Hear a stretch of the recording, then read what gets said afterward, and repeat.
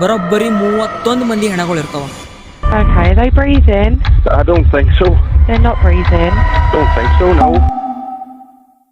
Robinson ಒಬ್ಬ truck driver ರಾತ್ರಿ ಮಾಡಿ ಒಂದು ಇಂಡಸ್ಟ್ರಿಯಲ್ ಏರಿಯಾದಾಗ ಗಾಡಿ ನಿಂದ್ರಿಸಿ ಅದ್ರ ಹಿಂದೆ ಹೋಗಿ ಅದ್ರ ಕಂಟೈನರ್ ಓಪನ್ ಮಾಡಿದಾಗ ಬರೋಬ್ಬರಿ 31 ಮಂದಿ ಹೆಣಗಳು ಇರ್ತಾವ. ಆ ಕಂಟೈನರ್ ಫುಲ್ ನಾರ್ತಿರ್ತದ.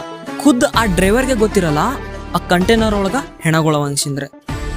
ಅಲ್ಲಿ ಸತ್ತವರು ಬೆಲ್ಜಿಯಂ ದೇಶದವ್ರು ಇರ್ತಾರ. ಅವರು ಇಲ್ಲಿಗಲ್ ಆಗಿ UK ಮೈಗ್ರೇಟ್ ಆಗ್ಬೇಕನ್ಸಿಂದ್ರೆ ಒಂದು ಇಲ್ಲಿಗಲ್ ಏಜೆನ್ಸಿ ಥ್ರೂ ಡಂಕಿ ಹೊಡಿಬೇಕು ಅನ್ಕೊಂಡಿರ್ತಾರ. ಅವ್ರ ಜರ್ನಿ ಸ್ಟಾರ್ಟ್ ಆಗೋದು ಅವ್ರ ದೇಶ ಆದಂಥ ಬೆಲ್ಜಿಯಂ ಒಳಗ.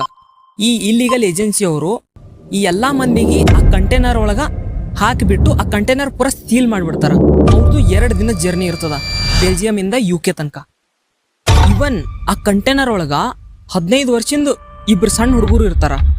ಥ್ರೂಔಟ್ ದ ಜರ್ನಿ ಟೈಮ್ ಹೋದಂಗ ಆ ಕಂಟೈನರ್ದ ಟೆಂಪ್ರೇಚರ್ ಇನ್ಕ್ರೀಸ್ ಆಕ್ಕೊಂತೇ ಹೋಗ್ತದ. ಸೊ ಆ ಕಂಟೈನರ್ನಾಗಿರೋಂಥ ಮಂದಿಗ ಉಸಿರು ತಗೊಳ್ಳೋದು ಸುದೇಕ್ ಬಿ ಕಷ್ಟ ಆಕೋತ ಹೋಗ್ತದ.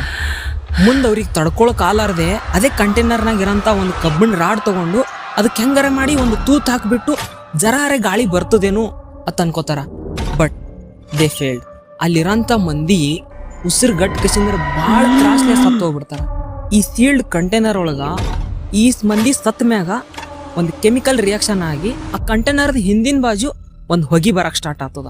ಆ ಹೊಗಿ ಈ ಡ್ರೈವರ್ ಸೈಡ್ ಮಿರರ್ ಒಳಗ್ ಕಂಡು ಅಲ್ಲಿ ಏನ್ ಆಲಕತ್ತದ ಅನ್ಸಿಂದ್ರೆ ಆ ಡ್ರೈವರ ಒಂದ್ ಜಾಗದಾಗ ಗಾಡಿ ನಿಂದ್ರಿಸಿ ಕಂಟೈನರ್ದ ಬಾಗಲ್ ತೆಗ್ದಾಗ ಅವನಿಗೆ ಕಂಡಂತವು ಬರೀ ಹೆಣಗಳಷ್ಟೇ ಇರ್ತಾವ.